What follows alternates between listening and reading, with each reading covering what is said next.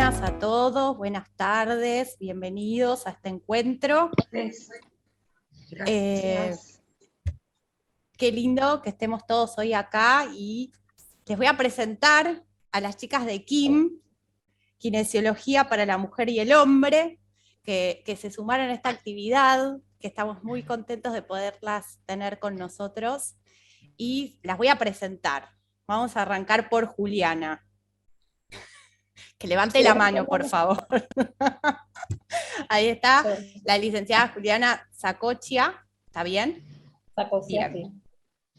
Es kinesióloga fisiatra, especialista en rehabilitación uroproctoginecológica, codirectora de KIM y kinesiología de piso pélvico. ¿Está bien? Y Marcela Polonsky, que es kinesióloga fisiatra especializada en rehabilitación uroproctoginecológica, codirectora de KIM, kinesiología de piso pélvico, docente, postítulo de rehabilitación uroproctoginecológica en Fisioedu. ¿Está bien? Sí. Bien. Bueno. Salió. Sí, salió.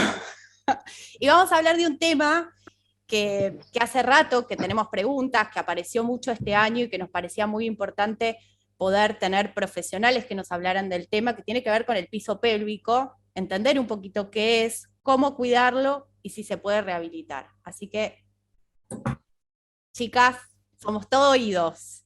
Muy bien. Muchas gracias por invitarnos y por recibirnos acá. El piso pélvico es algo que nos apasiona bastante y nos encanta que cada vez se hable en más ámbitos, en más espacios, porque como hablábamos justo antes de empezar, las disfunciones de piso pélvico se presentan en un montón de personas, en todas las etapas de la vida pueden aparecer, y que toda persona que tiene una disfunción pueda llegar a tratamiento, o por lo menos darse cuenta de que lo que le sucede no está bien, es un poco nuestro objetivo. Y de a poquito que vayan llegando cada vez más a tratamiento también para poder resolver esa disfunción. Así que vamos a empezar. Les voy a compartir pantalla.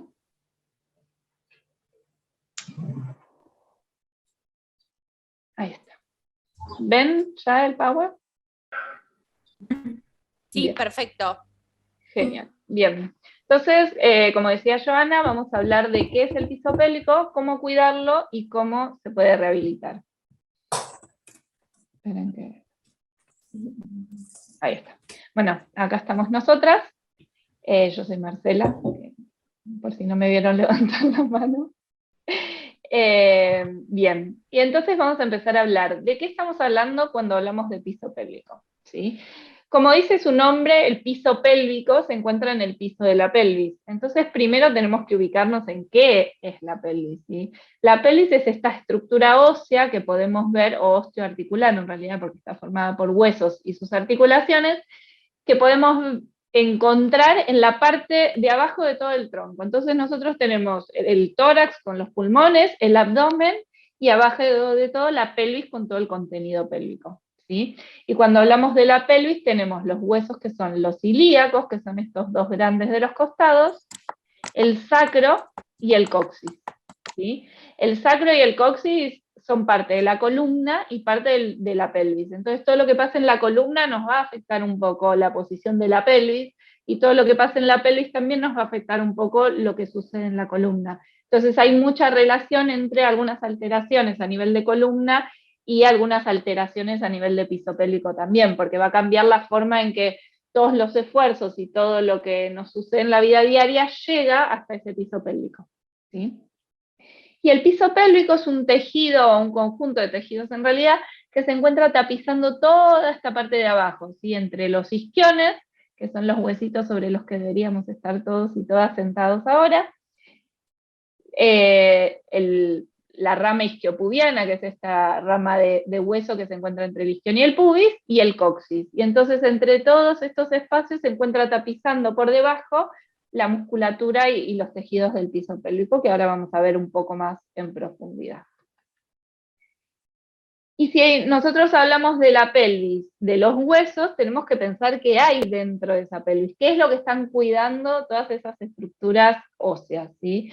Y entonces nosotras vamos a hablar principalmente de la pelvis femenina, pero en la pelvis masculina en realidad no es tanta la diferencia que hay, ¿sí? Y ahora les voy a aclarar cuál es esa diferencia.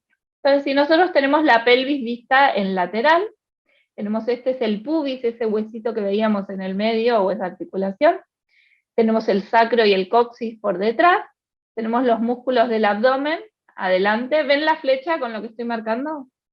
Porque yo estoy marcando un montón de cosas, y no lo veían, no tenía sentido. Bien, entonces tenemos la pared del abdomen por delante, y acá se ven todos los músculos del piso pélvico.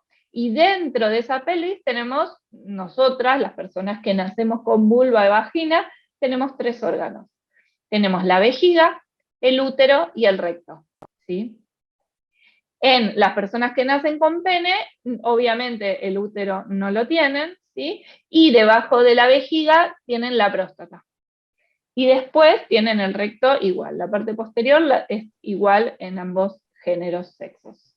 Entonces tenemos, cada uno de estos órganos va a tener su propio conducto de salida al exterior, ¿sí? Entonces la vejiga sale hacia afuera por la uretra, sacando el pis, el útero sale hacia afuera por la vagina, y el recto sale hacia afuera por el canal anal. Y a la vez, cada uno tiene su propio orificio, ¿sí? Porque a veces es muy común decir, cuando uno tiene chicos o habla con niños pequeños, dice, los nenes hacen pis por el pene y las nenas hacen pis por la vagina. Y no, la vagina y el orificio por donde hacemos pis son orificios distintos, está uno al lado del otro, pero por fuera son orificios distintos, por dentro son conductos distintos, y más adentro son órganos distintos.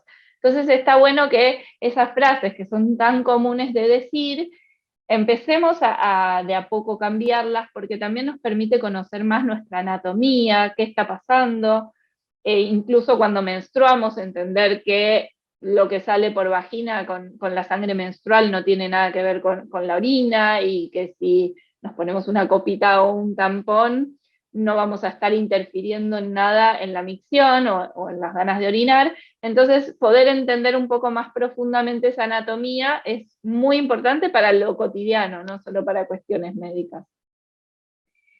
Y bueno, y como decía, cada uno tiene su propio orificio, ¿sí? La uretra sale por el orificio de la uretra, que ahora lo vamos a ver a nivel de la vulva, la entrada a la vagina sale por el introito vaginal a nivel de la vulva también, y el recto hacia atrás en el canal anal y el ano.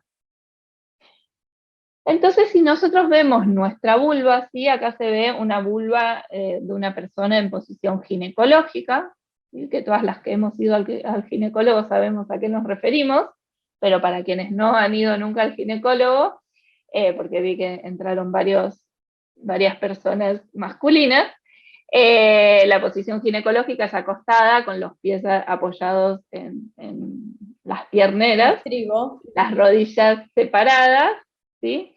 Entonces, en esa posición, nosotros nos encontramos con esto.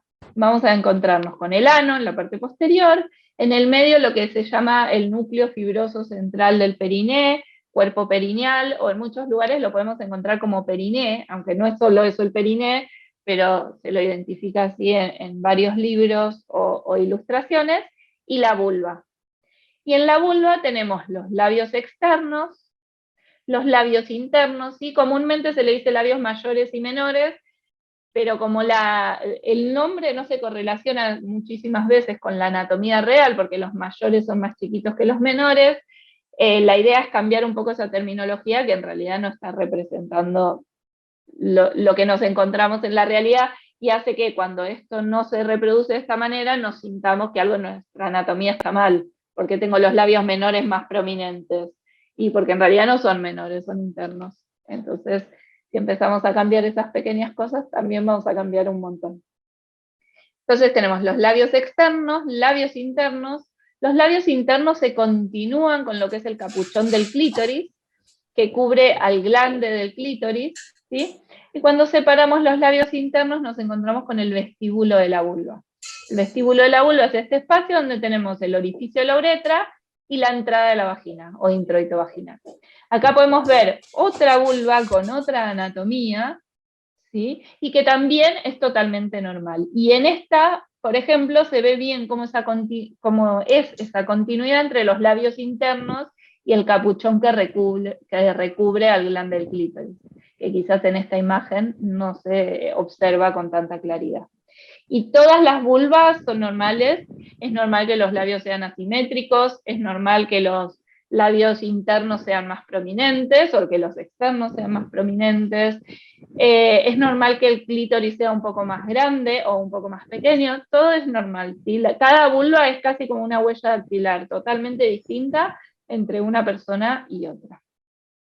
Y en realidad, ¿por qué es importante mirarnos? Y además tenemos otros orificios que si miramos con más detenimiento podemos encontrar, pero ya nos vamos un poco más profundo. Pero ¿por qué es importante mirarnos? Yo no sé si las personas que están acá escuchándonos se han mirado o no la vulva, tampoco sé si se animarán a responder si se miran o no se miran la vulva. Pero es muy importante mirarnos, primero porque nuestro cuerpo va variando con el paso de los años, con las experiencias, con las situaciones, con la menstruación, los embarazos, las relaciones sexuales, los partos, las cesáreas, la menopausia, el ejercicio físico, todo eso va haciendo cambiar nuestro cuerpo en general y por supuesto nuestros genitales también. Entonces, el ir reconociéndonos en esos cambios es muy importante, el ir reconociendo o haciéndonos cargo también de esos cambios, porque muchas veces nosotras atendemos muchas pacientes posparto y que dicen, no, porque yo quería saber si mi marido siente que está igual o no está igual la vulva y la vagina después del parto, y es algo que es de nuestro cuerpo, entonces el estar esperando que otro reconozca esos cambios demuestra un poco en realidad nuestra relación con nuestra vagina y con nuestra vulva. Entonces es importante reconocer esos cambios y también porque pueden aparecer lunares, manchas, bultos, puede aparecer que vemos de golpe que un órgano quizás lo vemos más en la entrada de la vagina o no, que de golpe tenemos una pielcita en la zona del ano que antes no estaba, y en realidad si nosotros no sabemos cómo estaba antes, no podemos saber a partir de cuándo apareció. Y quizás esa siempre fue nuestra anatomía normal y nos asustamos un día porque nos miramos. Y esa era nuestra anatomía normal y eso está dentro de la anatomía normal también. Y no es que haya una disfunción, sino que es lo que se ve normalmente. Entonces, el empezar a vernos lo antes que podamos, ¿sí? Nunca es tarde para empezar a vernos y vernos con frecuencia para conocernos y para reconocer estos cambios y saber cuándo consultar, ¿sí? Y además, por supuesto que nuestra vulva y nuestros genitales tienen mucho que ver con el placer. Entonces, el también hacernos cargo de ese placer, ¿sí? No es solo de los cambios anatómicos y de saber si nuestra vagina cambió o no cambió en el posparto o en la menopausia, sino también el poder explorarnos y hacernos cargo de nuestro placer. Acá vemos el clítoris, ¿sí? Que en general nosotros conocemos solo la parte externa, que es el glande del clítoris, pero el clítoris por dentro tiene unas estructuras que son similares a las estructuras del pene y que también cuando nos excitamos se erectan, aumentan de tamaño y se ponen más rígidas. Entonces, acá tenemos estas finitas que son las cruras y los bulbos que cubren parte de la uretra y parte de la entrada de la vagina, ¿sí? Y se fija a nivel del pubis. Esto es una resonancia magnética de un clítoris real, ¿sí? Y se ve este cuerpo, toda esta estructura. No, perdón, te decía que el mouse estaba arriba y no se veía. Sí. Se ve toda esta es la estructura del clítoris. Entonces, esto es la razón por la que muchas mujeres llegamos al orgasmo, ¿sí? Tanto desde el estímulo externo, cuando se estimula directamente el glande del clítoris, como estas estructuras son más profundas, el estímulo interno también estimula el clítoris. Entonces, a veces tiene relación la distancia entre la uretra y la entrada de la vagina y demás para que sea más fácil o más difícil llegar al orgasmo con penetración, según algunos estudios. Pero bueno, lo importante es que el clítoris es el centro de nuestro placer, ¿sí? Es un órgano cuya no es la única función, pero sí la principal, el permitirnos sentir placer durante las relaciones sexuales acompañadas o solas. Entonces está bueno explorarlo, conocerlo y también conocer que es una parte muy importante de nuestra anatomía, ¿no? Y acá vemos el piso pélvico. ¿sí? Esperen que ahí no sale la... Bueno, no importa, no sale una de las imágenes, pero no importa.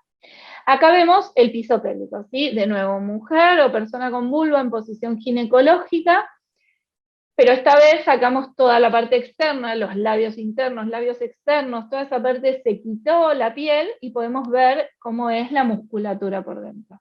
Para ubicarnos un poco en la geografía, tenemos por delante el pubis, ¿sí? Atrás el coxis o huesito dulce, y a los costados los isquiones, esos huesitos sobre, repito, los que deberíamos estar todas sentadas y sentados en este momento. ¿Hay una pregunta, creo? Bien, ahí está, era yo. Bien. Entonces, acá vemos el ano, ¿sí? El núcleo fibroso central del perine, que como ven, acá es donde se cruzan la mayoría de los músculos del piso pélvico, y por eso es un núcleo tan importante en la función de nuestro piso pélvico. Y acá tenemos la vulva, con la entrada de la vagina, el orificio de la uretra y el glande del clítoris, ¿sí? Y todos estos músculos son los músculos del piso pélvico, que según su orientación, ¿sí? Su distribución, van a tener distintas funciones.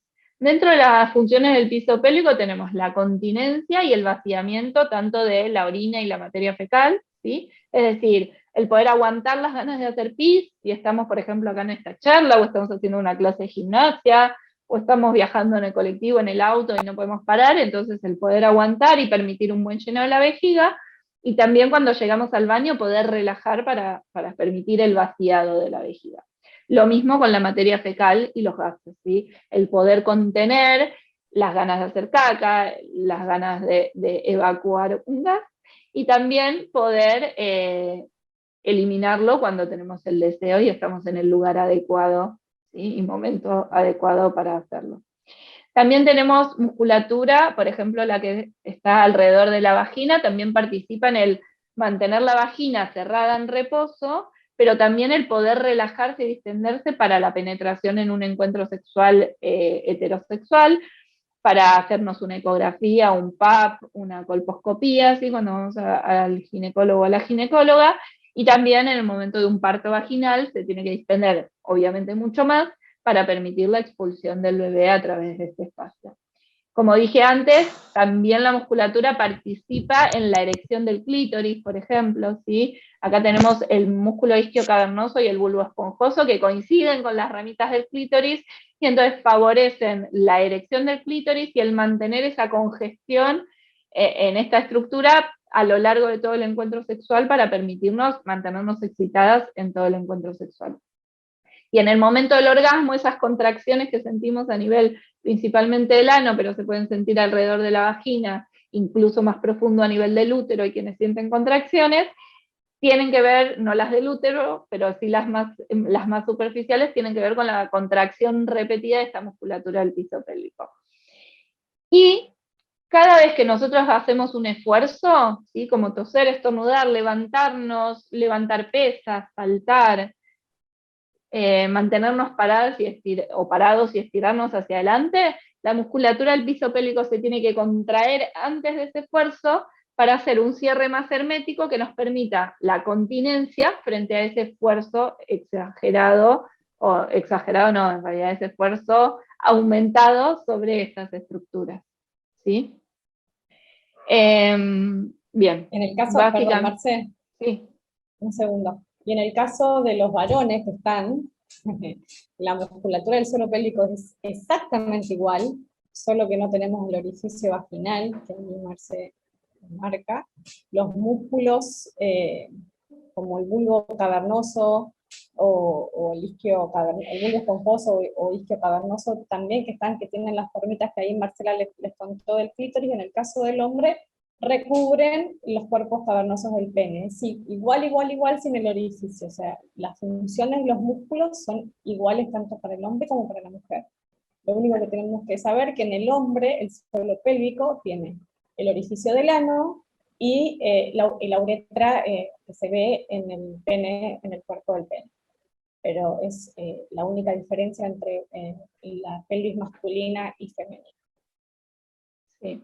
Y como dice Juli, como los hombres o las personas con pene no tienen esta apertura acá, es que tienen mucha menos tendencia a tener disfunciones del piso pélvico, porque esa apertura es una zona de escape de presión, ¿sí? Cuando nosotros aumentamos la presión, si tenemos cerrado, es mucho más difícil que ocurran pérdidas de orina que en la mujer o en las personas con vulva, que tenemos esa apertura, entonces la contención de esas estructuras es mucho menor. Por eso es que nosotras tenemos más probabilidad de tener disfunciones del piso pélvico. Igualmente, bueno, Julia atiende hombres, yo no, por eso ella puede explicar mucho mejor. Pero igualmente los hombres tienen un montón de disfunciones, pero suelen ser otro tipo de disfunciones, no tanto por incontinencia, salvo cuando hay una alteración de la próstata y demás. ¿No? Bien. Vamos a seguir, esperen que perdí. Ahí está. Ahí está. Y acá se ve la musculatura, sí, tenemos músculos superficiales y músculos más profundos, que bueno, van variando en la función que tienen. En general los superficiales tienen que ver más con la continencia y con esto de la excitación, y los profundos más con una función de sostén de todas las estructuras, ¿sí? Pero esto es para otro tipo de clase. Pero bueno, nosotros teníamos la pelvis en la parte inferior del tronco, ¿sí? Y el tronco es el centro de nuestro cuerpo. Entonces, todo lo que suceda en el tronco nos va a, por un tema de gravedad, terminar afectando en el piso pélvico, en los órganos pélvicos y en la pelvis. Entonces, tenemos que tener, cuando nosotros trabajamos lo que es la función de estas estructuras, tenemos que considerar qué pasa con el diafragma, que acá se ve, ¿sí? Desde abajo, el músculo de la respiración. Acá vemos la columna lumbar, ¿sí? Tenemos que considerar qué pasa con eso, porque la posición de la columna lumbar nos va a desequilibrar más o menos todas las estructuras, porque nos va a desequilibrar más o menos a nosotros y a nosotras. Tenemos que considerar los músculos lumbares, ¿sí? Que muchos, incluso como este, que es el psoas ilíaco, llegan a la pelvis y la atraviesan para llegar a la cadera, ¿sí? Este es eso. Tenemos que ver qué pasa con la pared abdominal, que lo vamos a ver en la próxima diapositiva, y por supuesto, bueno, todo el contenido de la pared abdominal es súper importante, que no está acá. ¿Y qué pasa con estas vísceras? Acá vemos el recto y la vejiga, sí, porque es una persona con pene, un masculino, y en el caso de las mujeres, acá estaría también el útero. Entonces, la relación entre todas estas estructuras, cómo funcionan y cómo manejan las presiones, va a determinar en parte cómo todas esas presiones llegan a la parte inferior, que es el piso pélvico, ¿sí? Y acá tenemos la pared abdominal, que está formada, en general todos conocemos los rectos abdominales, los famosos raviolitos, ¿sí? Pero la pared abdominal está conformada por 4 capas de músculos, y esas 4 capas de músculos son todas muy importantes, y sobre todo la musculatura más profunda. Y acá se ven las 4 capas por separado, tenemos los rectos, oblicuos y el transverso del abdomen. Y el transverso del abdomen es nuestra faja interna, que tiene esas fibras horizontales de costado y que nos rodea desde atrás, envuelve todo nuestro abdomen y llega hasta adelante. Y como es el más profundo, es el que va a trabajar con el piso pélvico para manejar y estabilizarnos sin aumentar en exceso la presión. Es decir, si yo me muevo, el abdomen y el piso pélvico se tienen que contraer para evitar pérdidas de orina y poder estabilizarme para realizar ese movimiento. Cuando hay una falla en el transverso, yo voy a empezar a buscar otros movimientos, o si el movimiento es demasiado exigente, voy a empezar a compensar con otros músculos y con otras formas de estabilizarme, y eso va a aumentar mucho la presión hacia abajo en general. Entonces es importante considerar esto, sobre todo si llegamos a estar entrenando o haciendo ejercicio físico, es muy importante considerar la función del transverso, ¿sí? Acá se ve la relación entre el diafragma, el transverso abdominal y los músculos del piso pélvico y la columna lumbar, ¿sí? Y como todo forma como un complejo, sí, era otra palabra, pero está perfecto. No, porque me salía en inglés, eso de leer artículos en inglés. Sí, un complejo abdomino-lumbo-pelviperineal que funciona como un conjunto, y que cuando, por ejemplo, tenemos el diafragma con demasiada tensión o los músculos lumbares con demasiada tensión, ya está desequilibrado este complejo y va a empezar de a poquito, primero me van a doler las lumbares y de a poquito esa disfunción se va transmitiendo hasta, por ejemplo, aparecer incontinencia de orina, que quizás su origen era el dolor lumbar por un mal movimiento o lo que sea, o al revés, ¿sí? Entonces, tenemos que mirar todo este complejo y tener en cuenta estas relaciones. Y cuando respiramos, acá suele aparecer una complicación, sí, porque los ejercicios de Kegel, que son los ejercicios de contracción del piso pélvico, son muy famosos. Todo el mundo, o casi todo el mundo, sabe qué son los ejercicios de Kegel. Pero cuando los tratamos de enseñar adecuadamente en el consultorio, en general la respiración la hacen al revés. O aguantan la respiración o contraen cuando toman aire. ¿Sí? Y si yo ahora les pido a todos que traten de contraer el piso pélvico como si quisieran tomar mate con la vagina o con el pene, ¿sí? O con el ano, como si quisieran apretar y subir hacia arriba, probablemente por lo menos la mitad de ustedes o aguante la respiración o lo haga en inspiración. ¿Sí? ¿Y qué pasa? Acá se ve. Cuando nosotros tomamos aire, el diafragma baja y el pulmón se expande. Y para que el diafragma baje, necesitamos que este complejo abdominolumbo-pelviperineal se relaje para permitir ese descenso del diafragma y que el pulmón se expanda. Entonces es ahí que tomamos aire, la panza se distiende, y esto se ve mucho más en los chicos en general, que tienen la respiración más normal que nosotros los adultos, que pasamos 8 horas sentados quizás, ¿sí? Y el piso pélvico se distiende un poco. Y cuando largamos el aire, el abdomen vuelve a su lugar, el piso pélvico vuelve a su lugar por tracción de las estructuras, porque el diafragma es como llevado por un elástico hacia arriba, y sube también y se relaja. Entonces, si nosotros contraemos cuando tomamos aire, no estamos funcionando adecuadamente nuestro piso pélvico y nuestro diafragma. Entonces, es muy importante también tratar de normalizar esta respiración, de tomo aire y relajo, y soplo y contraigo, porque además cuando soplo de manera forzada, yo tendría que hacerlo desde la pared abdominal, tendría que activar el abdomen para poder soplar fuerte. Y entonces, si yo activo el abdomen, el piso pélvico también debería contraerse. ¿Sí? Entonces es por eso que siempre insistimos mucho en que si van a contraer el piso pélvico, van a hacer los ejercicios que lo hagan, pero traten de hacerlo coordinado con la respiración. Obviamente lo ideal, después Juli va a hablar más del tratamiento, es hacerlo siempre guiado por un profesional, porque podemos estar haciéndolo mal, pero por lo menos si lo van a hacer en casa, si van a hacer esfuerzos o lo que sea, tratar de en expiración contra el piso pélvico y el abdomen. Bien. ¿Y qué pasa con el piso pélvico en pacientes con esclerosis múltiple? ¿Sí? Estas disfunciones de las que vamos a hablar se presentan en un montón de pacientes, ¿sí? En pacientes nuestros, les llamamos pacientes a quienes nos vienen a visitar, a consultar. Pero estas son las que más se presentan en pacientes que tienen esclerosis múltiple. Entonces, podemos encontrarnos con disfunción sexual, podemos encontrarnos con síntomas urinarios, que ahora vamos a hablar un poco más de cuáles son, y con síntomas defecatorios.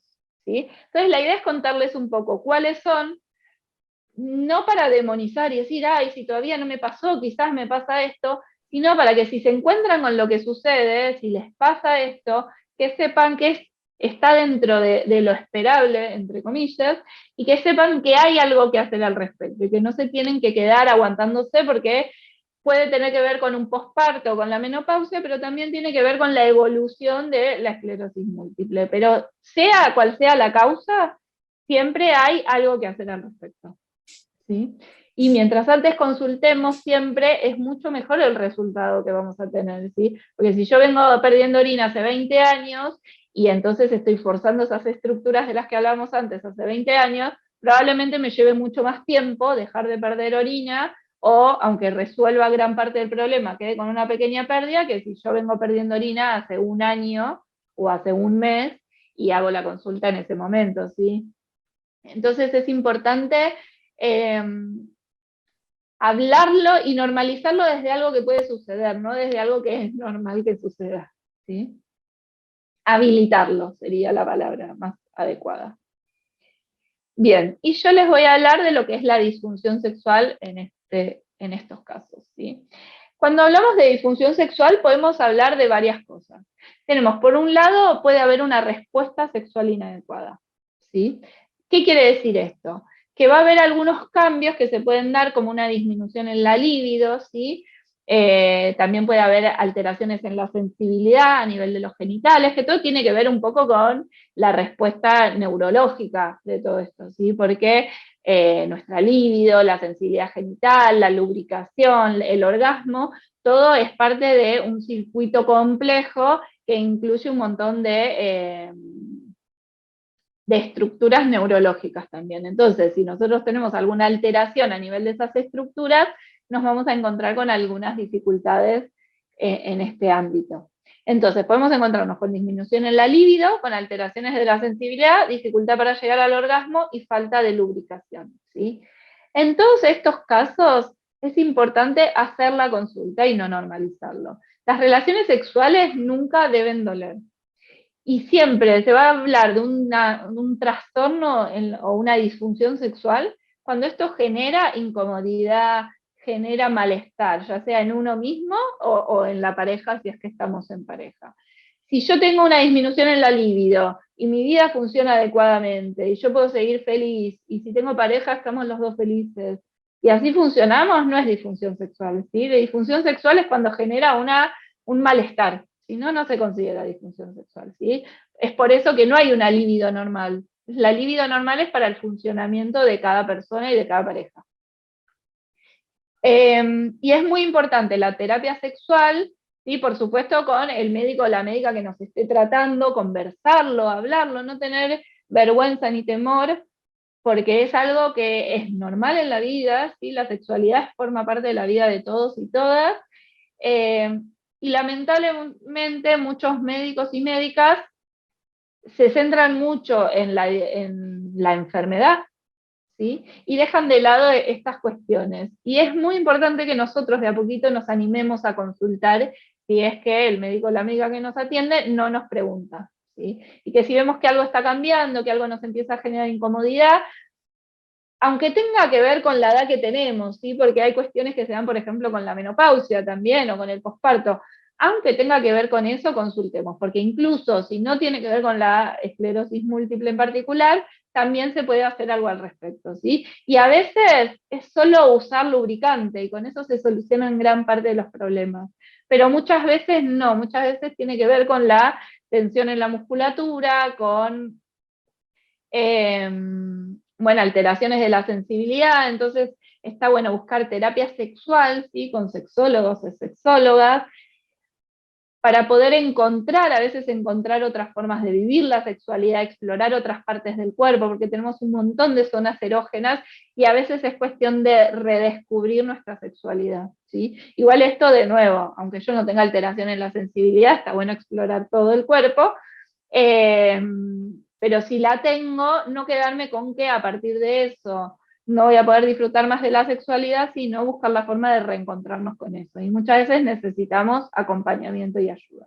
Y por supuesto, nosotras somos kinesiólogas y también tenemos un papel en esto, ¿sí? En el poder entrenar la musculatura, eso ayuda un montón a mejorar la calidad del tejido, la oxigenación, y entonces a veces ayuda a mejorar la lubricación. Algunos hábitos, masajes en la zona, el uso de lubricante o de hidratante en la zona, eso también puede ayudar a mejorar la lubricación, a disminuir el dolor si es que hay sequedad o hay aumento de tensión en la musculatura, si hay espasticidad incluso en estos músculos, poder flexibilizarlos y buscar posturas o cuestiones que ayuden a relajar es muy importante. Así que siempre consultar con el médico o médica que los trate, buscar acompañamiento desde la psicología, la sexología y con kinesio también. Después tenemos, obviamente, una disfunción sexual que tiene que ver con, es secundaria a otras disfunciones que se pueden presentar, ¿sí? Por ejemplo, si yo tengo incontinencia fecal o urinaria, que va a hablar Juli después, probablemente eso me genere alguna alteración, porque los genitales cumplen todas las funciones. Entonces, si yo tengo miedo en la mitad del encuentro sexual tener un escape, eso probablemente me haga evitar esos encuentros sexuales. Si yo tengo mucha fatiga por la disfunción a nivel muscular, ¿sí? Tengo que buscar la manera de tener los encuentros sexuales quizás en el momento más adecuado del día, donde yo sé que no estoy tan cansada o cansado, buscar posturas que quizás no me cansen tanto, ¿sí? Y demás. Por ejemplo, las posturas más activas en general hacen que nos cansemos mucho más. Más activa me refiero, por ejemplo, si es una pareja heterosexual, la persona activa es la que está arriba en general, ¿sí? Entonces, si soy mujer, estar yo arriba me va a fatigar mucho más. Si soy hombre, estar yo arriba me va a fatigar mucho más. Entonces, ir buscando también las posturas que me ayuden a evitar la fatiga para poder disfrutar de todo el encuentro sexual. Los temblores, entonces buscar también cuál es la mejor manera de, no sé, si hay alguna postura que me genera más temblor, algún momento del día que tengo más temblor, o tengo, no sé, sé que me agarra temblor en las piernas, por decirlo, buscar una postura donde yo no esté haciendo esfuerzo con las piernas, ¿sí? Espasticidad, por supuesto, siempre va a haber posturas o posiciones que aumenten la espasticidad y que quizás interrumpen o incomodan el encuentro sexual o incluso pueden traer dificultad para mantener la erección durante todo el encuentro sexual, si empiezo con espasticidad en los miembros inferiores. Entonces buscar posturas donde favorecen el evitar esos espasmos, esa espasticidad y por lo tanto poder favorecer el encuentro sexual. Y la falta de atención y concentración, ¿sí? Que ahí vamos a tener que trabajar sobre esa parte, que por supuesto yo como kinesióloga no estoy capacitada para hacerlo, pero ir buscando estrategias donde podamos mejorar la atención, la concentración, disminuir probablemente los estímulos externos, o buscar la forma de estar más concentrados en el momento, para poder disfrutarlo también, ¿sí? Y por supuesto el tratamiento va a depender de cada caso, si no es lo mismo si tengo fatiga que si tengo espasticidad, pero siempre es importantísimo poder hablarlo, ¿sí? De nuevo, no tener vergüenza, que el médico nos haya hecho un diagnóstico de esto y en el primer momento lo único que nos importe es saber qué va a pasar, cómo es la evolución y demás, no quita que nosotros no querramos seguir disfrutando de nuestra sexualidad. Entonces, es importante hablarlo y lo podemos hablar desde el principio y si lo hablamos, se va a empezar también a normalizar el orientarnos en este aspecto también, ¿no? Y, por último, desde la sexualidad, las disfunciones que tienen que ver ya con lo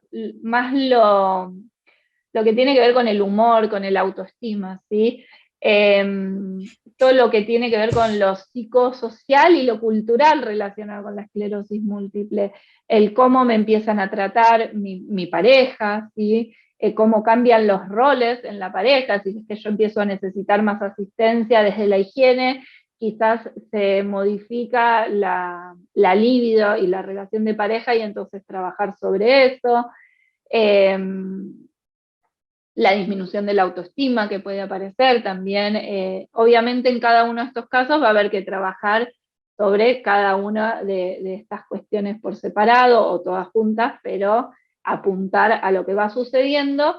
Pero bueno, son cosas que pueden suceder y que probablemente afecten la relación con nuestra sexualidad. Y es importante, de nuevo, buscar ayuda, hablarlo. Por supuesto, en este ámbito, la kinesiología ya no tiene un rol primordial y primario, pero a veces, como cuando vienen a la consulta, estamos un montón de tiempo en la sesión y se trabajan sobre zonas tan íntimas y demás, surgen estos temas en la consulta y entonces nosotros a veces podemos ayudar para orientarlos y demás, con algunas pautas y después recomendarles otros profesionales con los que puedan trabajar más específicamente estas cosas. Pero es importante saber que todo esto puede suceder y todo esto puede afectar nuestra sexualidad y de nuevo, tenemos derecho a disfrutar nuestra sexualidad siempre que querramos y toda nuestra vida. Así que siempre estamos a tiempo de buscar ayuda y hablarlo, ¿sí? Bien. Y le paso la palabra a Juli. Bueno, era un momento que no quería que llegue. Bueno, me presento, yo soy Juliana, como dijo la chica anteriormente. Bueno, voy a hablar sobre los síntomas urinarios que se dan más frecuente en todas las personas, ¿sí?, en el transcurso de la vida, y voy a hacer hincapié más que nada en los que aparecen durante el diagnóstico de esclerosis múltiple. Dale, Marce. Pues, bueno, como dice ahí la filmina, sabemos que no es un síntoma habitual del inicio de la enfermedad de esclerosis múltiple, sino que va apareciendo con el tiempo, pero se sabe que afecta a gran cantidad de gente a medida que evoluciona la enfermedad. Y como todo nuestro sistema urinario, nuestro sistema defecatorio, como muchísimos de los otros sistemas que tenemos en el cuerpo, necesitamos para su correcta micción, para la correcta micción o defecación, para contener, o sea, tanto como para hacer pis, como para retener, necesitamos que haya una integridad de todo el sistema nervioso, no solo del sistema nervioso, sino también que haya buen control de esos esfínteres y la musculatura, y todo funcione perfectamente. Tanto la parte muscular, la parte ligamentaria, el sistema nervioso, la parte vascular. Entonces es como que si nosotros nos ponemos de a poquito a ver dónde está el problema, dónde se encuentra, ¿sí?, o la placa, o qué síntomas tengo, o qué disfunción tengo, voy a poder ver qué alteraciones voy a poder llegar a tener o no del sistema urinario, ¿sí? Ahí está. ¿Cómo es el funcionamiento en general del sistema urinario? Nosotros tenemos la vejiga, que imaginémonos que es un globo, ¿sí?, que se va llenando de pis, que vienen de los uréteres, ¿sí?, del riñón, sale por a través de los uréteres y entra en la vejiga. Se empieza a llenar hasta que nosotros tenemos la primera sensación de ganas de orinar. Eso, mientras tanto, mientras sucede eso, los esfínteres, ¿sí?, que están a nivel de la uretra, tanto interno como externo, ¿sí?, están cerrados, y el cuello de la vejiga también se cierra para evitar el escape de pis, ¿sí? Entonces, esto, ahí en el momento del llenado pasa eso. Cuando yo quiero vaciar, necesito que la musculatura del suelo pélvico se relajen los esfínteres, y el detrusor, que es el músculo de la vejiga, se contraiga para permitir la salida del pis de la vejiga hacia la uretra, hacia el exterior, ¿sí? Entonces ves que ahí tenemos todo un conjunto de cosas que deberían suceder durante el buen funcionamiento. Y esto más o menos parecido pasa también a nivel defecatorio, ¿sí? Necesito que la ampolla rectal se llene, haya presión, llegue información al cerebro para decirle que tenemos ganas de vaciar, y el esfínter se abra para poder permitir la expulsión, ¿sí? Bueno, esto es lo que sucede, lo que tenemos que tener integridad desde la musculatura del suelo pélvico para que se pueda relajar, para permitir el vaciamiento, o que sea lo suficientemente fuerte y flexible para poder contraerse, ¿sí? Y si yo estoy, por ejemplo, en la verdulería y me dan ganas de hacer pis y tengo que llegar a casa, me permita llegar a un baño y estar en un lugar adecuado para poder hacer el pis, ¿sí? Porque la micción es de control refleja y en parte voluntaria. Llega un momento que después se convierte en involuntaria, porque cuando se llena, y nosotros nunca la vaciamos, llega un momento que dice, bueno, hasta acá llegué, hasta acá puedo soportar la presión que tengo adentro, ahora me vacío, estés donde estés, ¿sí? En esa situación. Todo esto cuando hablamos de cuando hay una integridad del sistema. Ahora, cuando hay algo que está fallando, que puede ser cualquiera de estas partes que vimos, ya puede ser desde el cerebro, desde el tronco encefálico, toda la médula espinal, por donde viajan, seguramente conocen ustedes muchísimo, del sistema piramidal, la vía piramidal, los músculos del suelo pélvico tienen que estar bien, la parte abdominal, los esfínteres.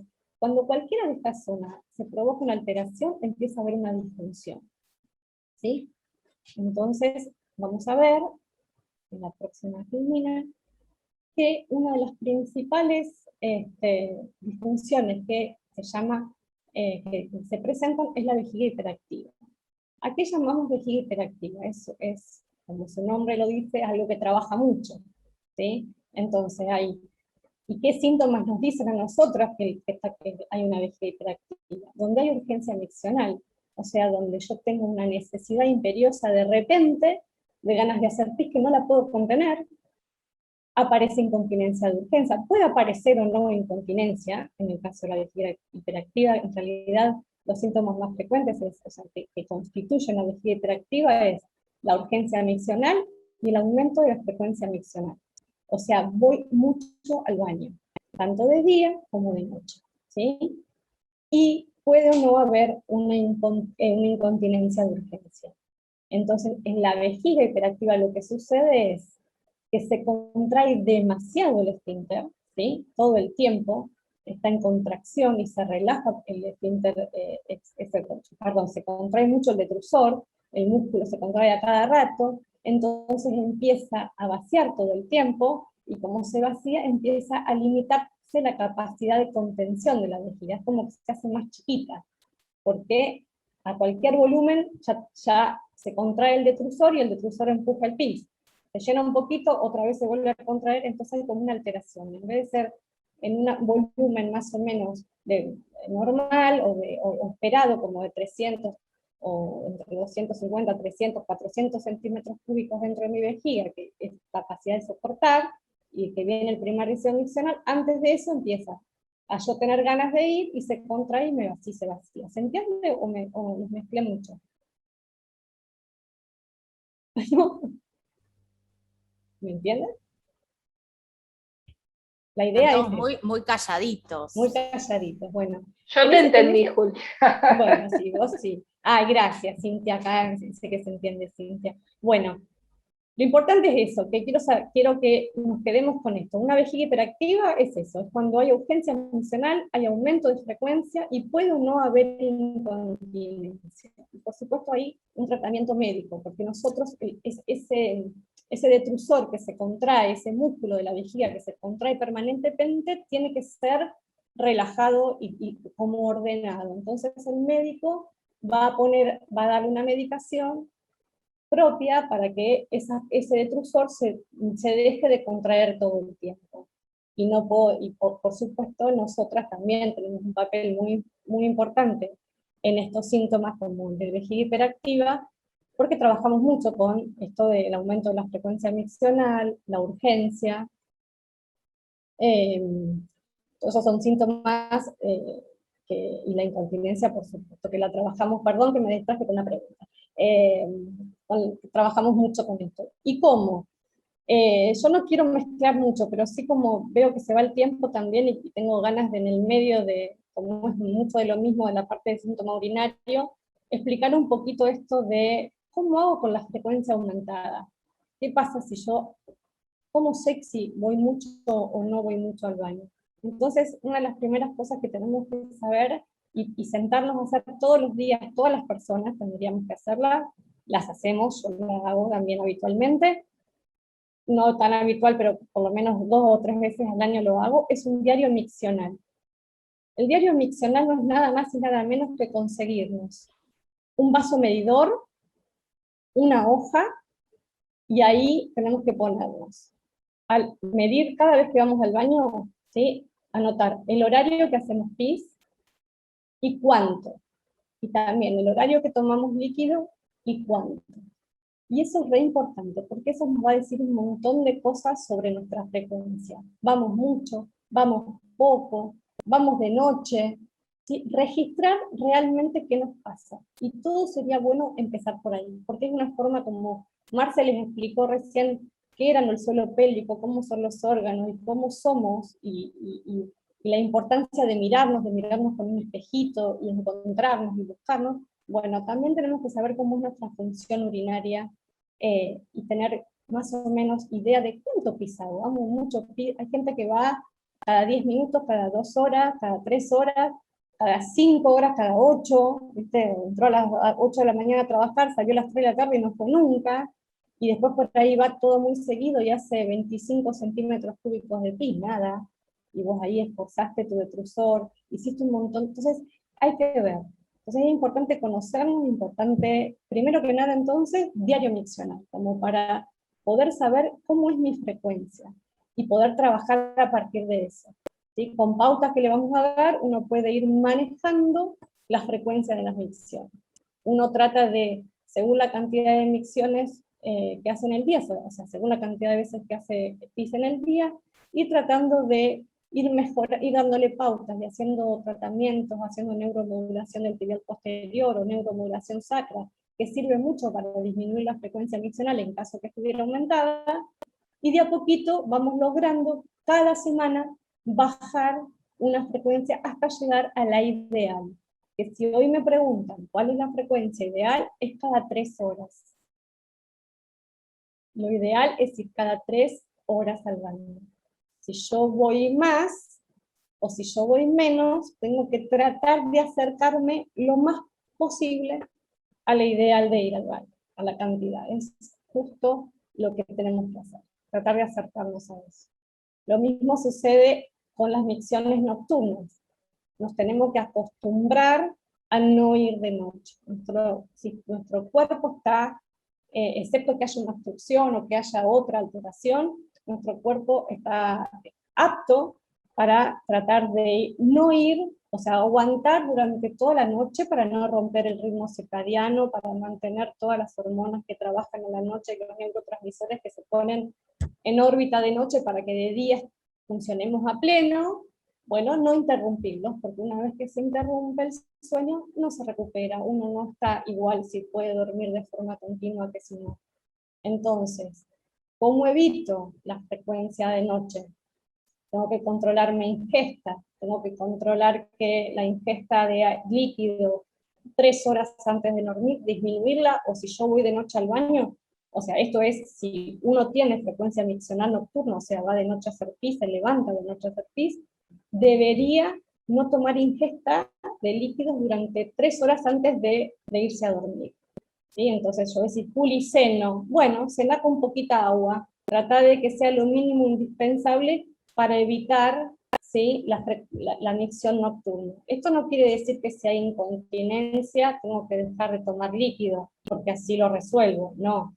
Al contrario, la vejiga se irrita y provoca síntomas peores. La ingesta de líquidos también tiene que ser la adecuada. Ese es otro de los pasos que uno tiene que tener, ¿sí?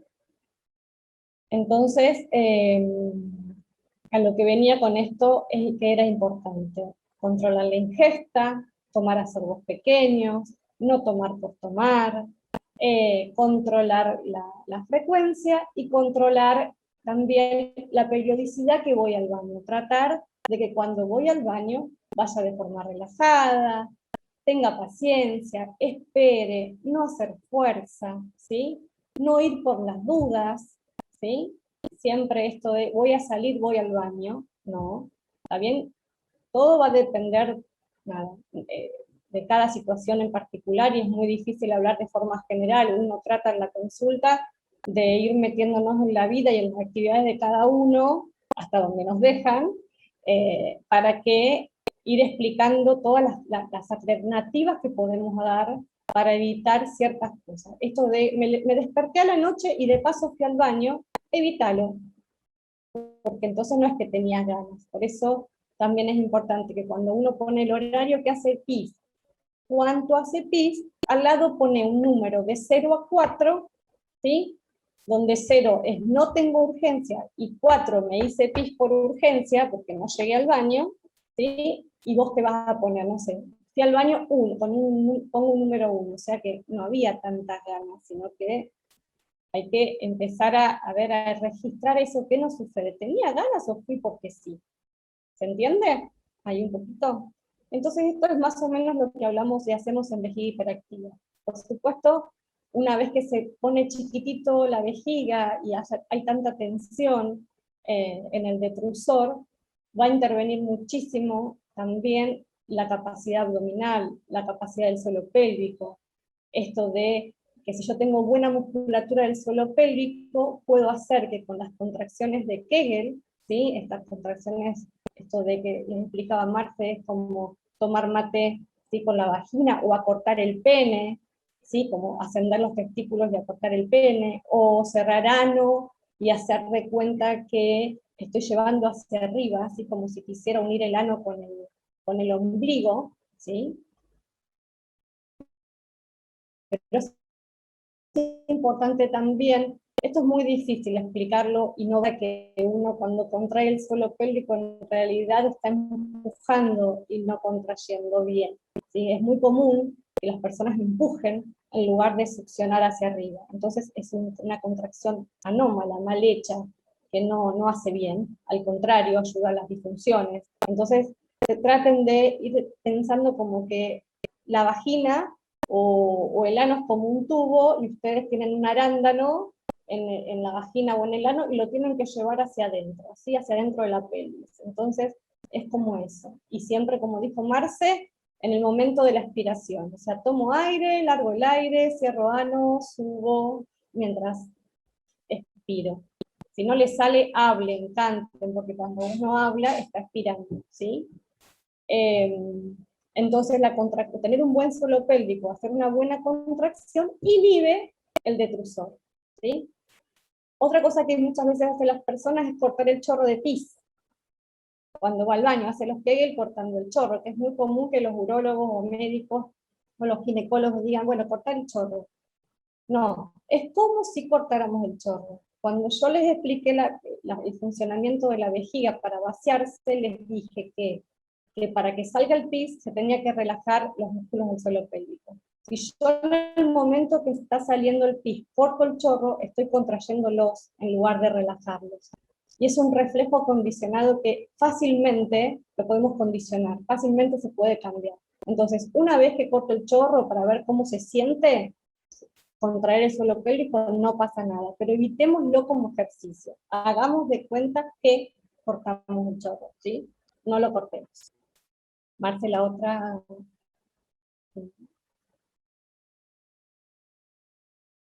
Otra cosa que sucede mucho es la falta de coordinación entre, se llama disinergia vesical, y es fácil de explicar, es como algo que se contrae y algo que se relaja. Y lo que se altera es, o uno que cuando se contrae no se relaja, o el otro que se relaja y no se contrae, o sea, como que hay una alteración en que cuando se contrae el detrusor debería relajar el esfínter. Ahora, ¿qué pasa si hay un esfínter que no se relaja? Que hay una obstrucción, o que la orden del cerebro no lo permite relajar, o se relaja menos, ¿sí? Entonces el vaciado empieza a ser incompleto, ¿sí? Entonces cada vez siempre hay más pis adentro de la vejiga, porque yo hago pis, sale, y sale el chorro entrecortado, débil, aparecen esas sensaciones de goteo, cuando terminé de hacer pis, como gotitas que nos mojan la ropa interior también, ese goteo tras la micción. ¿Por qué? Porque yo tenía algo que me ocluía la salida del pis, entonces empiezo a hacer fuerza, fuerza, fuerza, fuerza, y llega un momento, como está tan apretado el esfínter, no me permite seguir vaciando, entonces se distiende ese globo. Empieza a crecer el detrusor, empieza a crecer, entonces empieza a cambiar de volumen. Acuérdense que en la disfunción anterior hablábamos que la vejiga se hace más chiquita porque se vacía cada rato. Y acá, como no se vacía, se hace la vejiga grande, se distiende, los músculos empiezan a estirarse, y cuando se quiere vaciar, ¿sí? Cuando se contrae para vaciarse, perdió fuerza, perdió capacidad de contracción, porque estaba muy estirado, es como un elástico estirado, viejo, no ajusta, ¿sí? Cuando está muy estirado y se quiere vaciar, pierde capacidad, entonces se vacía, se contrae, pero menos, y ya la vejiga se vacía menos, entonces se empieza a llenar ya llena, y empieza a ver como esa sensación de vaciado incompleto, o sensación de que está la orina todavía ahí, tengo ganas de hacer pis, pero fui recién, claro, pero no la vaciamos. Entonces tenemos que ayudar al vaciado. Tenemos que tratar de relajar ese esfínter, de ver qué pasa, por qué está obstruido, ¿sí? Por qué no suelta, o por qué perdió capacidad de contracción mi detrusor y no se vacía completamente. Yo digo que es como ir a cargar nafta con el tanque lleno, ¿sí? No nos damos cuenta, o sea, y siempre. Y ese vaciado vesical, es poco vaciado vesical, eso que te queda siempre lleno, lo que hace nos queda mucho residuo postmiccional en la vejiga, entonces tenemos más posibilidad de tener infecciones urinarias, porque es más propensa a que los bichitos ahí, ¿sí?, se reproduzcan. Entonces, por ahí hay ardor, sensación de dolor vesical, ¿sí?, todo eso porque no es un vaciado correcto. ¿De acuerdo? Por eso a veces es muy importante, ante que vemos que si nuestro chorro es débil, entrecortado, se dispersa un poco y moja las piernas y demás, y tengo sensación de como que todavía hay más y no sale, ahí consultar al médico enseguida, porque podemos estar en presencia de alguna disinergia o que el esfínter esté obstruido por algo, o una falta de capacidad de nuestro detrusor de poder contraerse. Y lo mismo, la medicación es importante acá, donde el médico dará alguna relajante muscular para poder relajar esa musculatura estriada que por ahí está obstruyendo la salida de la orina, entonces va a ayudar un poco, y por supuesto, esto, lo nuestro, el vaciado, cómo aprender a vaciar, cómo tratar de generar esas contracciones y devolverle esa modulación al detrusor para que esté de nuevo en un buen funcionamiento o en el mejor funcionamiento posible. Tomarse otra de las ahí. Y lo que tenemos también, esa reflexia vesical que se llama es como la imposibilidad de vaciarse. Hay una absoluta hipotonía del detrusor del músculo de la vejiga, no tiene como conexión, entonces nunca se contrae para poder vaciarse. Ahí sí el esfínter se abre, ahí sí todo, pero no tenemos quien empuje, ¿sí? En la contracción, la salida. Por eso muchas veces van a encontrar gente que para poder hacer pis empieza a hacerse maniobras, lo mismo pasaba en el caso anterior, no tiene que ver solamente con esto, maniobras en el abdomen suprapúbicas, arriba del pubis, como empujándose, como queriendo vaciar la vejiga, porque la presión es importante, la pared abdominal y todo importantísima para la micción y para la defecación, importantísima. En estos casos, generalmente, se puede hacer un cateterismo, sí, que puede ser permanente, o intermitente, que es para vaciar nuestra vejiga, y no tener un globo vesical, dolor y demás, y todas las infecciones que puede llegar a tener el problema de una alteración de vaciado. Muy bien. Y después tenemos los síntomas defecatorios que un poco les hablé, que dijimos que este trastorno de la defecación, tanto por el estreñimiento como la incontinencia fecal, son trastornos bastante comunes en todas. Entonces, y en el 50% de las personas con esclerosis múltiple tienen algunos de estos dos disfunciones. Entonces, mantener una buena alimentación, rica en fibras, buena toma de líquido, ingesta de agua, principalmente, evitar las bebidas estimulantes, evitar el alcohol, ¿sí? Por supuesto, nada, una salida, dos, pero bueno, si tenemos tanto irritación de vejiga, incontinencia y demás, más la suma de los síntomas defecatorios, bueno, estas conductas serían importantes. Primero para hidratar las heces, para mejorar el movimiento intestinal, un ejercicio moderado, caminatas, usar el banquito defecatorio. El banquito defecatorio no es más que cualquier elemento que podamos poner en los pies del inodoro y nos permitan subir los pies más o menos 10-15 centímetros, los dos pies, no uno, y tener las rodillas por encima de la cadera. Cuando uno usa el banquito defecatorio, lo que hace es como simular estar en cuclilla, ¿sí? Como si estuviéramos haciendo cacas en el piso con los piecitos. Ahí les muestra Marce el banquito defecatorio. La postura es re importante. Yo tengo siempre que generalmente tratar de crecer, de autolongarme, de estar estirado, como si quisiera separar la pelvis de la cabeza, ¿sí? Entonces yo me pongo en el inodoro, y generalmente a mí me gusta, en vez de como la imagen, me gusta que la cola esté más cerca del final, más adelante, ¿sí? Poner el banquito ahí, y ahí hago caca, y van a ver que con el banquito es mucho más fácil. ¿Por qué? Porque hay un músculo que es parte del elevador del ano, que es muy profundo, que se llama pubo rectal, que lo que hace ir es el pubis da la vuelta pasa por el recto y vuelve al pubis. Y lo que hace es como cerrar el ángulo anorrectal, porque evita que nos hagamos caca todo el tiempo en la vida. Es como el que nos asegura algo más de lo que nos asegura la continencia.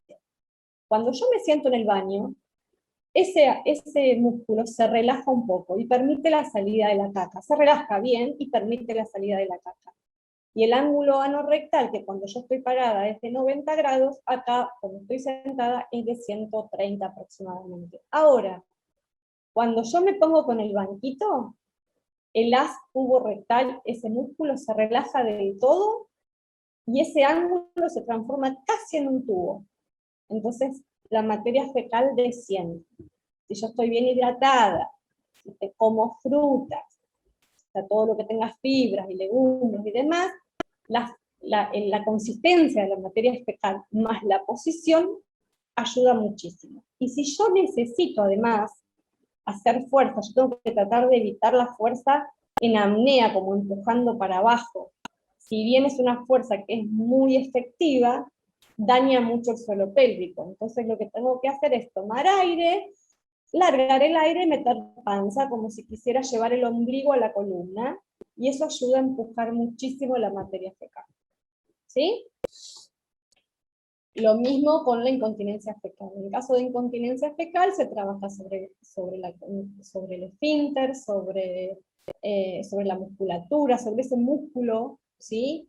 que es el encargado de cerrar la llave de paso, digo yo. Entonces es como, bueno, trabajemos en coordinación esto de aprender, ¿sí? A poder manejar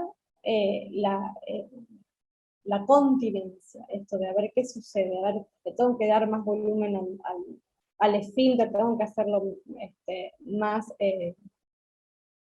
¿cómo se llama? Amarse, que se me fue la palabra. Quiero hacer un esfínter... hipertrófico. Sí, aumentar el trofismo, como para tratar de ser continente. Normalizar Luminoso. el tono del esfínter, es normalizar el tono. Quiero como ponerlo en funcionamiento. Y bueno, como todas las disfunciones siempre tenemos que estar y tenemos muy presentes, también ver de qué se acompaña. Entonces, en general la pelvis es chiquitita, los lugares son muy ricos, están muy inervados, muy regados, y lo normal es que cuando sucede una disfunción sucede otra. O sea, es muy frecuente que las disfunciones aparezcan bastante juntas. Entonces, nada, es importante esto de ver qué tenemos, ver cómo solucionamos según qué lesión haya. Y la importancia en todo esto, la importancia, yo digo que siempre hablamos de suelo pélvico, pero hoy Marcia habló de algo fundamental, que es del techo, que es el diafragma y el abdomen. Si yo no gestiono las fuerzas, si yo empujo, si yo aglobo mi panza, si no tengo un buen transverso, si no tengo una faja abdominal adecuada, es muy difícil que yo pueda tener una continencia adecuada. Entonces tengo que trabajar postura, tengo que trabajar abdomen, tengo que trabajar columna, movimientos de cadera, movimientos de sacro y coxis, ¿sí? Dar espacio, movimiento del útero, generar equilibrio entre todas las áreas de la pelvis. ¿De acuerdo? Marce, ¿vos? No sé si...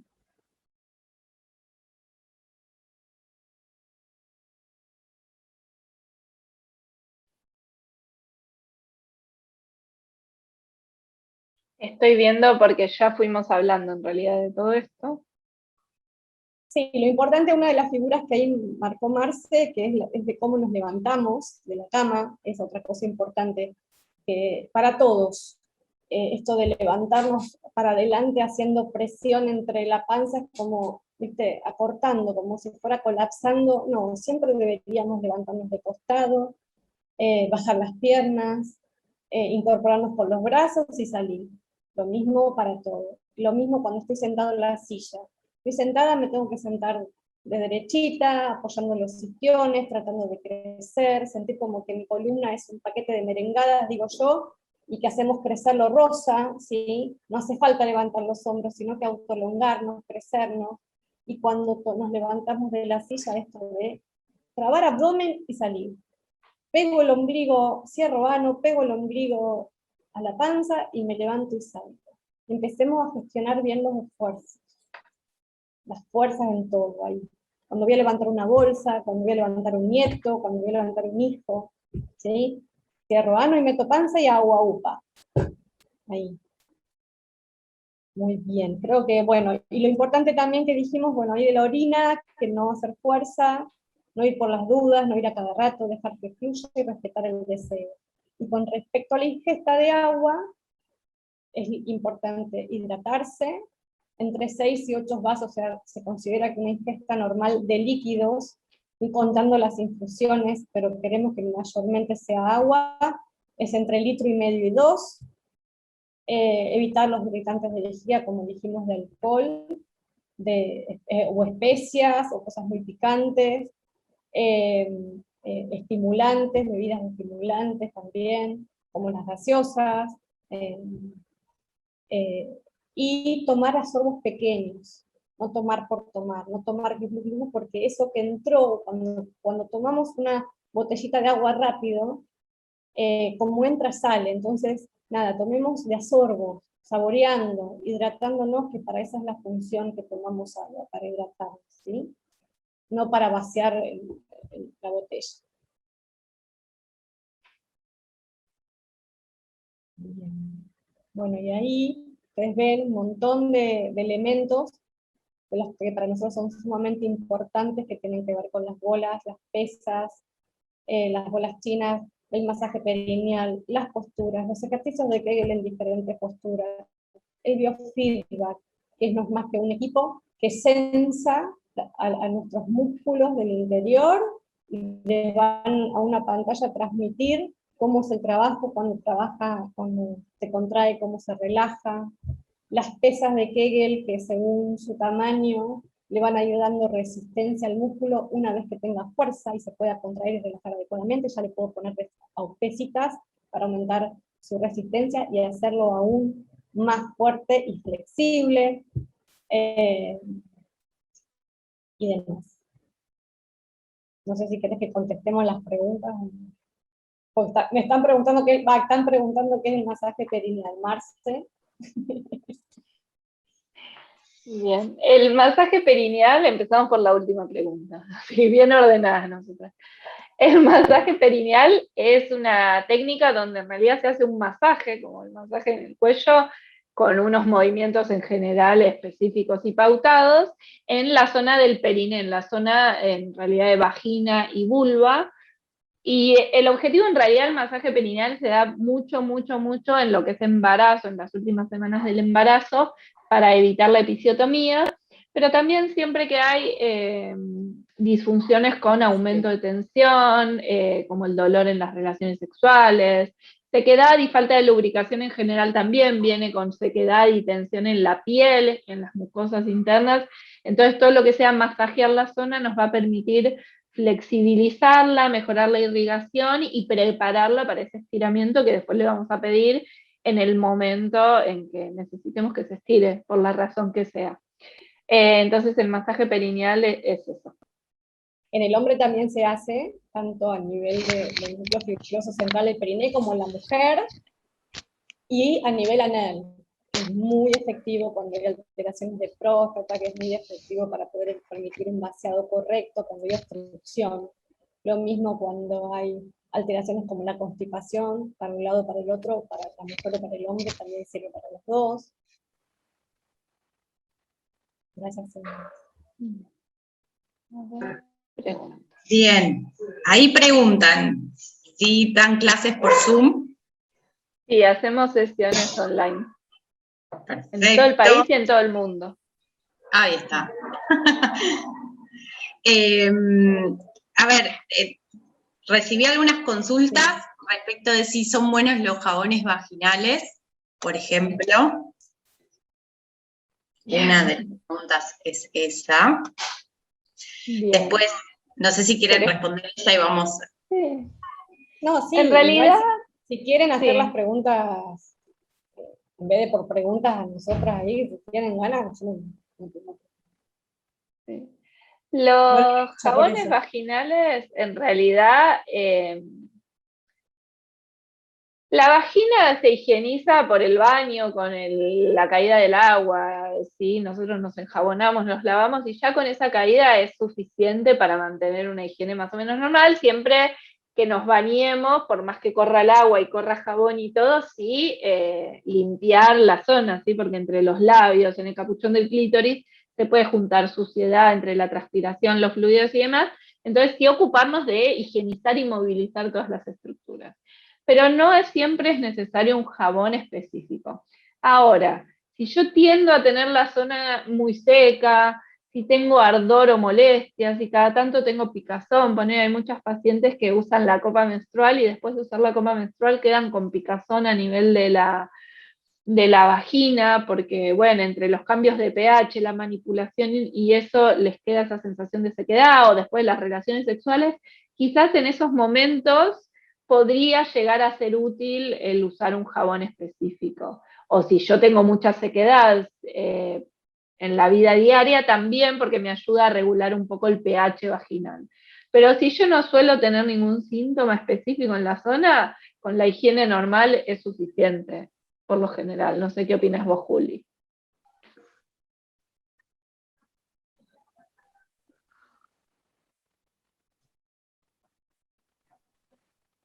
Estás medio lenta. Te congelaste. Se escapó Juli, se escapó. Ya está. Ahí está. Está pestañeando suave. Sí. Bueno. Bueno, a ver, sigamos, dejemos la Juli que descanse un poquito. ¿Qué Creo que no me pasa fui. cuando... Ahí volviste. Ahí estás. A ver.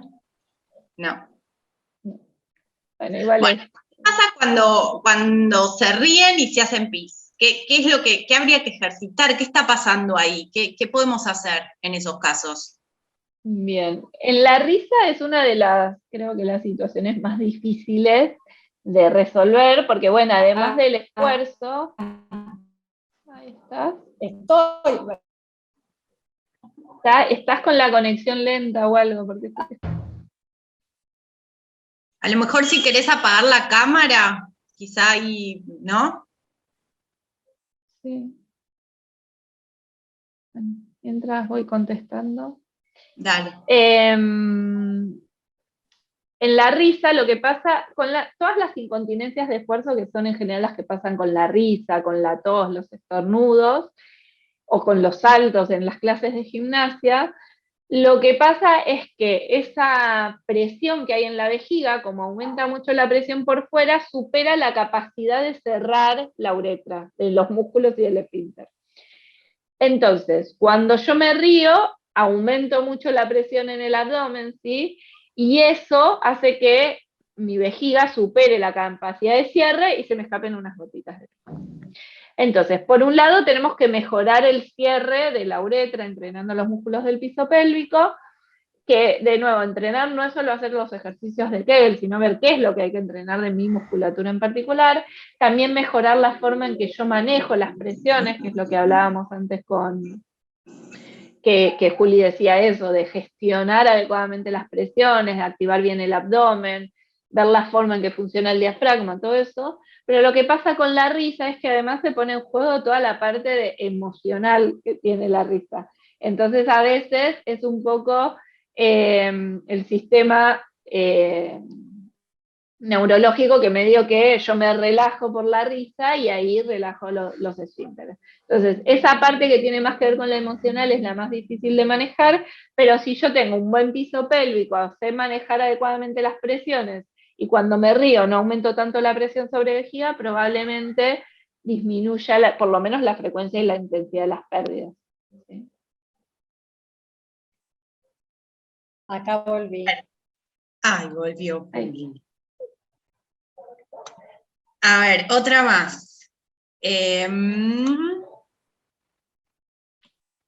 Depende de los líquidos que uno tome, o cambiar la frecuencia, o que la frecuencia se cambie.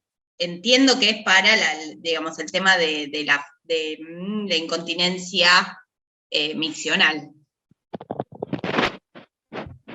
¿Hay alguna relación en los líquidos? Preguntaban el tema del mate. Sí. No, la realidad es que, bueno, ¿me escuchan? Sí, perfecto. Con respecto, sí, vi la pregunta hace un ratito del mate, y la realidad es que el mate es bastante irritativo y uno suele tomar mucho. Bueno, yo simplemente a veces les digo, bueno, controlemos, no. Si nosotros tomamos un termo de 1 litro a la mañana y 1 a la tarde, bueno, damos medio y vayamos viendo. También está bueno que si nosotros nos cuesta tomar líquido y a través del mate solemos tomar, bueno, sepamos, con Marce nosotras dos somos muy del mate, y nos cuesta a veces esto de, bueno, lo tomo igual, trato de no ponerle ningún cítrico y a veces cambiar un poquito, como que bueno, todo yo en mi caso, ¿sí? Lo que sí es regular la ingesta con respecto a todo. A mí me pasó, chicas, como siempre digo, todos los extremos no, pero a veces ayudan a una chica que tenía incontinencia continua y era, hacía joyas, estaba mucho tiempo sentada, y cuando estábamos haciendo la historia clínica, claro, no te miento, eran 7 litros de mate, 7 termos se tomaban. ¿Cómo? O sea, entonces, dale, no hay vejiga que aguante. Entonces, como todo, como yo digo, si bien hay incontinencia, entonces ahí tenemos fácil, con la conducta se pueden modificar un montón de cosas. Por supuesto que cambiando ciertas cosas, teniendo pautas de conducta, ya puedo mejorar la disfunción. Y tal vez empiezo a tener menos frecuencia y tal vez menos pérdida, pero no hay que, si yo tengo incontinencia de orina, tengo que dejar de tomar. No. Siempre respetar lo ideal, que era entre 1,5 litros y 2 litros de ingesta diaria, más, ¿sí?, las verduras, la fruta y todo lo demás, ¿sí?, que tiene agua. ¿De acuerdo? ¿Ese 1,5 litros, 2 tiene que ser de agua nada más, o puede ser mate? No, contando las infusiones. Ese 1,5 litros y 2 es contando las infusiones, pero siempre decimos que si podemos ser que hace agua sola, la mayoría de eso que tomamos, mejor. Bien, ¿Sí? perfecto. A veces les digo a mis pacientes, bueno, agarren, les cuesta mucho tomar líquido, o cuánto, bueno, agarra una botella de 1,5 litros o de 2 litros, ponela en la mesa de la cocina, y todo lo que tomes, sacalo de ahí. Si te vas a hacer un mate, o sea, si te haces un café, quitale. Es como que todo eso que no pase de ahí. ¿Sí? Como para la persona que toma muchísimo. Y la que toma, que le cuesta, por lo menos que registre que la botella no se está vaciando. Entonces empezar a tomar, pero no tomar por tomar. Porque no es lo mismo ingerir rápido y apurado que ingerirlo tranquilito. ¿Sí? Lo mismo. Y lo que pasa es que si yo tengo la vejiga hiperactiva y lo único que tomo es café, mate y gaseosas, y probablemente sea difícil bajar esa sensación de urgencia miccional. Entonces es por eso que es tan importante que sea agua y que no sean todos irritantes de vejiga. Exacto. Una pregunta, vamos, 2 preguntas, tengo 3 preguntas más. ¿Es bueno usar la pelota de pilates? ¿Fortalece el suelo pélvico? Con los ejercicios adecuados, sí. Y hay otra más.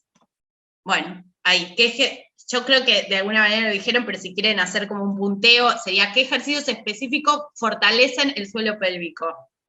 Lo han dicho, chicas. Bueno, la respiración, los brazos, todo lo que se te ocurra. Si yo en una expiración, como dijo Marce, les explicó muy bien, que en un acto respiratorio, como tomar aire y largar el aire, cuando largo el aire y el abdomen se contrae correctamente, hay una contracción refleja del suelo pélvico. Si yo estoy levantando pesas así, abriendo en abducción los brazos, lo levanto hasta la altura del hombro, si yo largo el aire, cada vez que largo el aire, se contrae el suelo pélvico. Entonces, cualquier actividad física hay una contracción del suelo pélvico. Ahora, si yo me quiero ir más a la ejercitación pura del suelo pélvico, no como contracción refleja, tenemos toda la actividad muscular del suelo pélvico, son los ejercicios de Kegel, ¿sí? No solo, también los ejercicios los hipopresivos, tenemos un montón, pero bueno, de contracción muscular activa solo del suelo pélvico se llama así porque no los inventó, pero lo descubrió como una buena técnica de tratamiento, es este ginecólogo estadounidense Kegel, que fue por quien lleva su nombre. Pero lo mismo pasa con todos los ejercicios. Hay muchos ejercicios que pueden trabajar el suelo pélvico. Eutonía, depende de qué queremos trabajar. Porque el suelo pélvico no es solamente contracción, también es relajación. Yo puedo contraer, pero si no sé relajar, la próxima contracción va a ser muy pobre, porque no relajé adecuadamente anterior. Entonces tengo que ver cómo lo quiero trabajar, qué quiero trabajar, qué parte del ejercicio quiero trabajar, la contracción, el sostén o la relajación. Contraigo, aguanto, sostengo, relajo, o qué es lo que, o sea, es dependiendo qué tipo de fibras. Hay fibras posturales, hay fibras rápidas, entonces todo siempre va a depender. Pero en general, porque yo sé que digan, bueno, ayúdenme con algo. Bueno, sí, los Kegel son buenísimos, lo único, asegúrense de hacerlos bien. Marce, en nuestro Instagram, tiene una explicación muy linda de cómo hacer un Kegel. O sea, bien, de esto de cómo poder introducirnos nuestros dedos, o si sos varón, de tocar la musculatura del periné, acortar esto el varón tiene que siempre, es como cerrar ano, y elevar los testículos y como acortando, haciendo el pene chiquito, acorto pene, le digo yo, acorto pene, todo eso trabaja muchísimo la musculatura superficial, tanto para la actividad sexual como para la continencia de orina. Sí. Bien, y ahora sí la última, que me parece que va muy relacionado a esto que acabas de decir, en el caso de los hombres, la pregunta es específica en el caso de los hombres, pero puede ser para los dos. ¿Qué pasa con esto de cuando están haciendo pis, el escape de gases a la misma vez? ¿Eso se soluciona con estos ejercicios? ¿Cómo se puede trabajar eso?